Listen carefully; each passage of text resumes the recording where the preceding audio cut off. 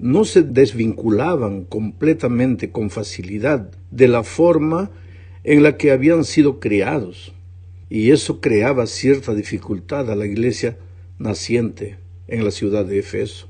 Por lo tanto, no sería fácil que la iglesia viviera en unidad, a menos que Dios hiciera algo sorprendente que la mente humana era incapaz de entender. Para empezar, veamos lo que dice Efesios capítulo 1, versículos 9 y 10. Y nos dio a conocer el misterio de su voluntad según su beneplácito, el cual se había propuesto en sí mismo para que cuando llegara el tiempo señalado reuniera todas las cosas en Cristo, tanto las que están en los cielos como las que están en la tierra. Percibe que el texto empieza diciendo, y nos dio a conocer el misterio de su voluntad. La palabra clave aquí es misterio. Pablo la usa varias veces en la epístola a los Efesios. Una de esas otras veces está en Efesios 5:32, cuando dice, grande es este misterio, pero yo digo esto respecto de Cristo y de la iglesia. Misterio. Sabes, para nosotros la palabra misterio significa un enigma, algo desconocido que no se puede saber o conocer, algo insondable, incomprensible. Pero la palabra mysterium, en griego, de donde viene la palabra misterio nuestra, no tenía esa connotación de algo insondable, incomprensible. En el griego, la palabra mysterium se refería a los ritos de las religiones. Nadie conocía esos misterios, esos ritos, excepto aquellos que eran iniciados en la religión. Solo un iniciado conocía el misterio, es decir, los ritos sagrados de esa religión. Ahora, los escritores del Nuevo Testamento tomaron esa palabra mysterium y la utilizaron para describir un secreto guardado, un sueño divino para sus hijos, una maravillosa manera de vivir que solo podrían entender y vivir los que tuvieran una experiencia de encuentro personal con Cristo.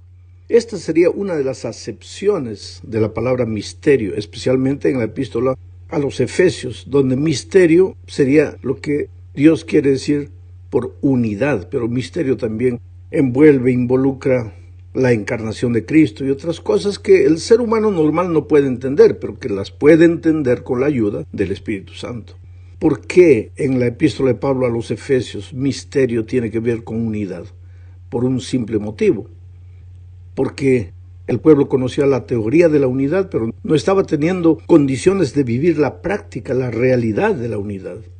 ¿Y por qué la unidad de la iglesia sería un misterio para ellos? Pues por la simple razón de que la mente humana, egoísta como es después de la entrada del pecado, no tiene la capacidad de vivir la unidad, porque la unidad requiere abnegación, renuncia al ego, que solo Cristo puede dar a los que se someten a Él. Para los simples religiosos, la unidad es un misterio. Quiere decir, por más que se esfuercen, no pueden vivir en unidad. Por eso, Pablo dice, para que cuando llegara el tiempo señalado, reuniera todas las cosas en Cristo, tanto las que están en los cielos como las que están en la tierra. El problema, mi amigo, es que después de la entrada del pecado, el espíritu de unidad del universo fue quebrado. El apóstol Pablo en Colosenses 1, 16 y 17 describe la función cósmica de Cristo en este sentido. En Él, dice Pablo, fue creado todo lo que hay en los cielos y en la tierra, todo lo visible y lo invisible, tronos, poderes, principados o autoridades, todo fue creado por medio de Él y para Él. Él existía antes de todas las cosas y por Él se mantiene todo en orden.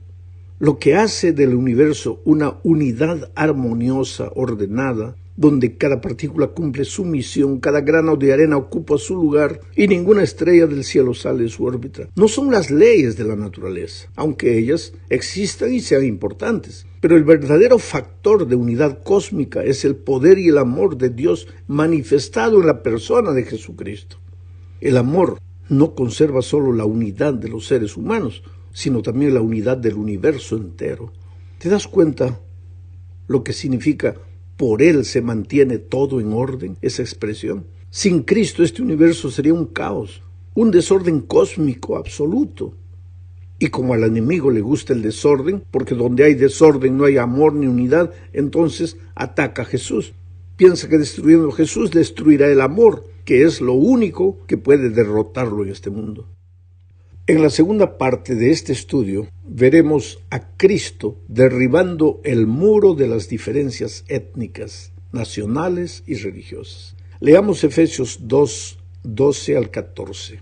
En aquel tiempo ustedes estaban sin Cristo, vivían alejados de la ciudadanía de Israel y eran ajenos a los pactos de la promesa. Vivían en este mundo sin Dios y sin esperanza. Pero ahora, en Cristo Jesús, ustedes que en otro tiempo estaban lejos, han sido acercados por la sangre de Cristo, porque Él es nuestra paz. De dos pueblos hizo uno solo, al derribar la pared intermedia de separación. ¿Sabes? Pablo dirige estas palabras a los gentiles que habían aceptado el cristianismo. Los judíos que habían nacido y crecido en el conocimiento de la palabra de Dios, en el Torá de aquellos días, hacían sentir a los cristianos gentiles como si fueran cristianos de segunda clase. O sea, los cristianos judíos eran ahora cristianos, pero en realidad solo de nombre. No habían todavía experimentado un encuentro personal con Cristo. Ese es el problema con el ser humano. Confunde ser religioso con ser cristiano. El religioso vive preocupado solo con las exterioridades de la religión, con los ritos, con las ceremonias, mientras que el cristiano vive preocupado con la esencia de la experiencia cristiana que es Cristo, y pues el resultado natural es la obediencia a las exterioridades, a los ritos y a las ceremonias. Así que en aquellos tiempos los cristianos gentiles se sentían un tanto relegados, y el problema no era solo el asunto de la circuncisión, sino que era un asunto de nacionalidad. Pablo dice, ustedes vivían alejados de la ciudadanía de Israel. Ahora yo te pregunto, ¿es posible que el cristiano no sea capaz de derribar las barreras étnicas y nacionales? Mira, no te apresures a responder. Antes de responder, piensa dos veces. Porque te voy a preguntar, cuando van a escoger un pastor para tu iglesia, ¿te preocupa su nacionalidad o su raza o la región de donde viene? Recuerda que es muy fácil decir amén a la teoría, pero es completamente diferente vivir la práctica del Evangelio. El problema en la iglesia de Efeso era que a pesar de conocer la teoría del Evangelio, el tema de la unidad en Cristo era un asunto todavía incipiente. Nadie lo conocía en la realidad, en la práctica. Por eso la unidad para ellos era un misterio. En la tercera parte de este estudio veremos que la experiencia cristiana es un permanente andar con Cristo. Efesios 4, 1 al 3 dice, yo que estoy preso por causa del Señor, les ruego que vivan como es digno del llamamiento que han recibido y que sean humildes y mansos y tolerantes y pacientes unos con otros en amor. Procuren mantener la unidad del Espíritu en el vínculo de la paz. Sabes, Pablo les recuerda que está preso por causa de Cristo. Pero tú conoces la historia y sabes que la verdad es diferente. Él está preso por la intolerancia de los judíos, inclusive de los judíos cristianos que no fueron capaces de entender que el cristianismo, más que una simple teoría de lo que hay que guardar o no, es la experiencia de vivir en un espíritu de tolerancia y de aceptación de los unos a los otros. Pero como ya dijimos, este es un misterio que solo son capaces de vivir aquellos que permiten que Cristo ocupe el primer lugar en su vida. La advertencia de Pablo es, vivan como es digno del llamamiento que han recibido. Otras versiones dicen, anden como es digno de vuestro llamamiento. Me gusta más esta expresión, anden, porque la vida cristiana es un permanente caminar con Cristo. No se llega, se avanza. Como Pablo dice, no pretendo haberlo alcanzado. Nadie en la vida cristiana puede estar satisfecho con lo que ha conseguido. Siempre hay que seguir creciendo. Bueno, ¿cómo se vive o se anda o se camina la vida cristiana? Pues como Cristo la vivió. Y Jesús dijo, aprended de mí, que soy manso y humilde de corazón. Aquí está otro verbo, aprender. No se aprende en un instante, no se camina en un instante, no se crece en un instante. Jesús dijo, aprended de mí, que soy manso y humilde de corazón.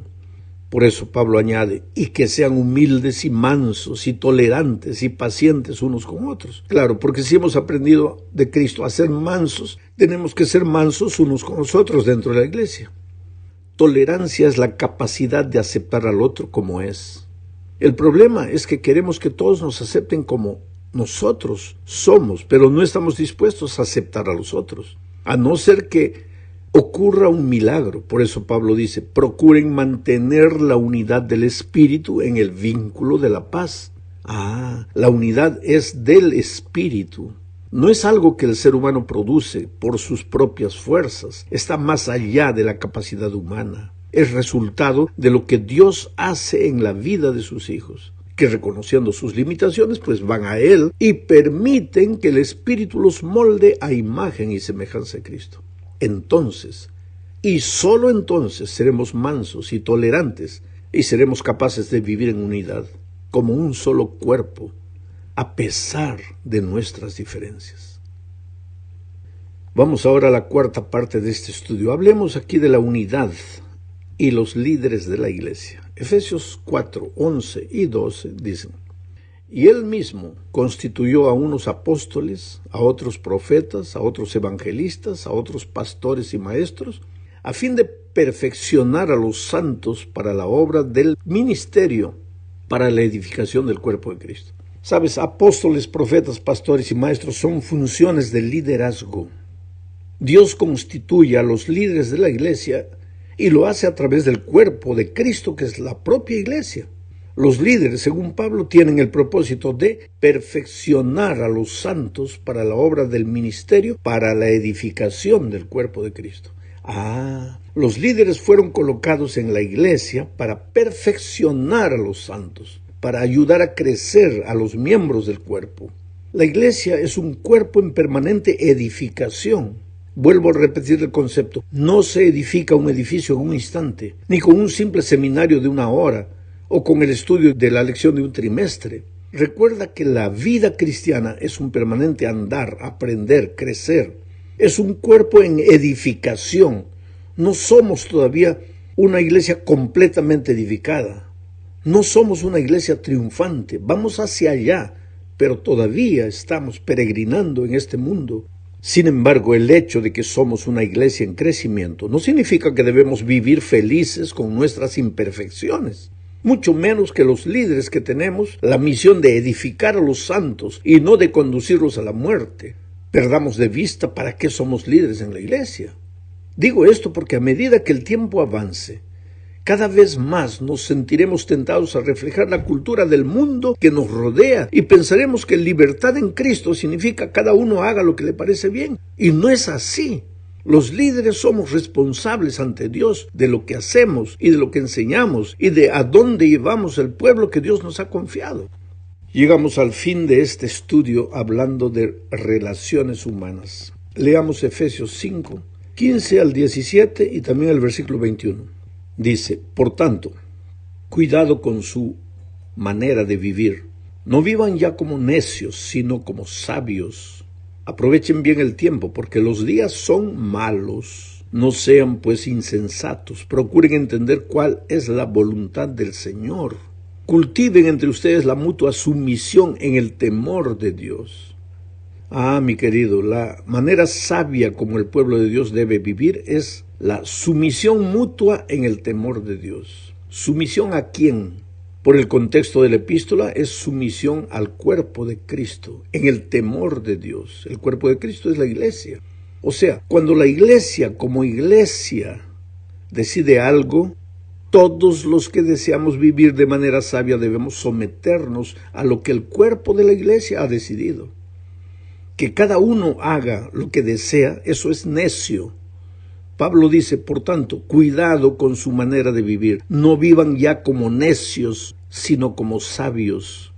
Aprovechen bien el tiempo, porque los días son malos.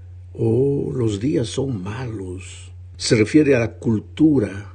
La cultura no puede influir en la manera de vivir, de pensar de los cristianos. Ahora, para terminar, yo quisiera decir que esta unidad, esta manera sabia de vivir, solo es posible en Cristo. Y estar en Cristo, según Pablo, en Efesios 6, 14, 15, 17 y 18, significa leer todos los días la palabra de Dios, traer una persona para Cristo y orar en todo tiempo. Miren lo que dice Pablo. Por tanto, manténganse firmes y fajados con el cinturón de la verdad. Ahí está la palabra de Dios. Y con los pies calzados con la disposición de predicar el evangelio de la paz. Ahí está el traer una persona para Cristo. Y esgriman la palabra del Espíritu, que es la palabra de Dios. Nuevamente la palabra de Dios, la Biblia. Oren en todo tiempo, con toda adoración y súplica en el Espíritu, y manténganse atentos, siempre orando por todos los santos. El problema es que nosotros hablamos de unidad. Estamos estudiando un curso maravilloso este trimestre de unidad. Pero nos olvidamos que la unidad solo puede ser encontrada en Cristo. Y claro que nuestras lecciones inclusive mencionan a Cristo como la base de la unidad. Pero necesitamos entender un poco más este asunto. Estar en Cristo no es una actitud romántica. No es cerrar los ojos y cantar diciendo que estoy en Cristo. Estar en Cristo es una experiencia práctica, es realidad. Nadie está en Cristo si no ora todos los días, si no estudia la Biblia todos los días.